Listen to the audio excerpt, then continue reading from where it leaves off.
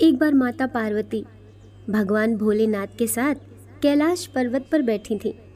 तभी उनके मन में विचार आया कि सारे देवता सुंदर महलों में रहते हैं, जबकि मेरे पति तो देवों के देव महादेव हैं। फिर भी मैं इस कैलाश पर रहती हूँ। यहाँ ना तो कोई महल है, ना कोई आराम की वस्तु। ऐसा सोचकर माता पार्वती ने भोलेनाथ से कहा, स्वामी, सारे देवता महलों में रहते हैं, आप क्यों इस कैलाश पर वास करते हैं?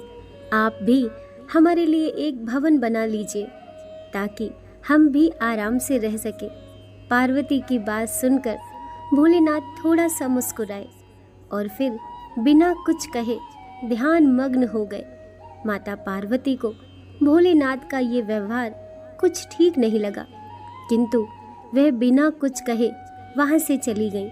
जब महादेव अपने ध्यान से निकले तो माता ने फिर से भोलेनाथ से कहा, हे प्रभु, मेरा भी मन है कि मैं अन्य देवताओं की भांति महल में रहूं। आप भी मेरे लिए एक भवन बनवा दीजिए। तब महादेव ने उनसे कहा, देवी, महल में रहना हम लोगों के लिए उचित नहीं है। किंतु माता पार्वती ने महादेव से हठपूर्वक कहा, प्रभु, आपको नहीं लगता कि आपको भी महल में रहना चाहिए? आपका महल तो स्वर्ग में बने हुए इंद्र के महल से भी उत्तम और भव्य होना चाहिए। अब तो हमें महल बना लेना ही चाहिए। महादेव ने माता पार्वती को बहुत समझाया। वे बोले, देवी, हम तो ठहरे योगी, खुले में रहने वाले हैं। हमें भवन का वातावरण रास नहीं आएगा। हमें तो महल में चैन ही नहीं मिलेगा, क्योंकि महल में रहने के बड़े नियम और बंधन होते हैं। किंतु माता ने तो मन में विचार कर लिया था कि अब महल के बने बिना वे नहीं मानेंगी। वे बोली, हे महादेव, जब सारे देव महलों में रहते हैं तो फिर महादेव क्यों बर्फ की चट्टानों पर रहें? पार्वती के इस हठ के आगे देवों के देव महादेव को भी झुकना पड़ा। तब उन्होंने इस कार्य के लिए स्वर्ग से विश्वकर्मा जी को बुलवाया और उन्हें ऐसा महल बनाने को कहा जो तीनों लोकों में किसी का न हो। उधर विश्वकर्मा जी महादेव के आदेश अनुसार भवन बनाने के लिए उपयुक्त स्थान की खोज में लग गए। स्थान की खोज करते हुए उन्हें एक ऐसा स्थान दिखा जो चारों ओर से पानी से घिरा हुआ था और बीच में 3 सुंदर पहाड़ थे। वे पहाड़ तरह तरह के फूल और वनस्पति से ढके हुए थे। उस स्थान को देखकर विश्वकर्मा जी ने उसके बारे में माता पार्वती को बताया। जब माता पार्वती ने उस स्थान के बारे में सुना तो उन्होंने खुश होकर भवन बनाने का आदेश दे दिया।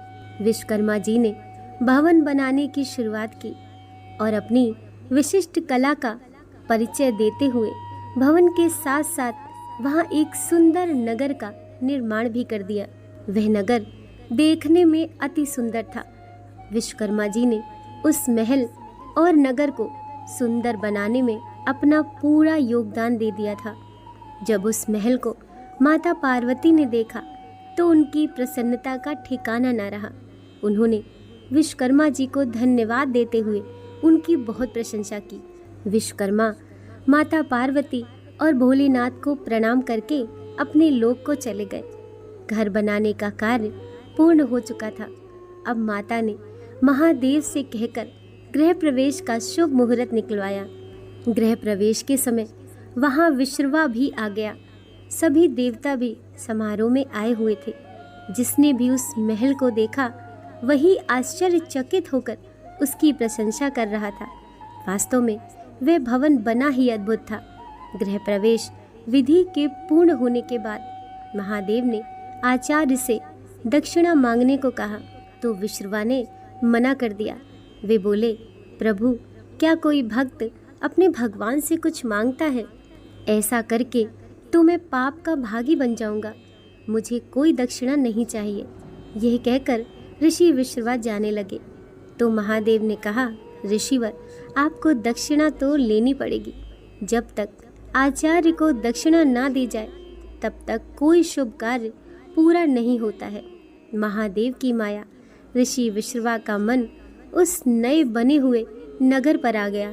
बार बार आग्रह करने पर उन्होंने दक्षिणा के स्वरूप उस भवन सहित नगर को ही मांग लिया। ब्राह्मण को दक्षिणा के रूप में उसकी मुंह मांगी वस्तु दी जाती है, इसीलिए महादेव ने उस लंका को ऋषि विश्रवा को दान कर दिया। महादेव के द्वारा अपने भवन को दान कर देने से माता पार्वती क्रोध से भर उठी। उन्हें ऋषि की इस घृष्टता पर बड़ा क्रोध आ गया। उसी क्रोध में उन्होंने ऋषि विश्रवा को श्राप दे दिया। वे बोली, तुम तो आचार्य कहलाने के लायक भी नहीं हो।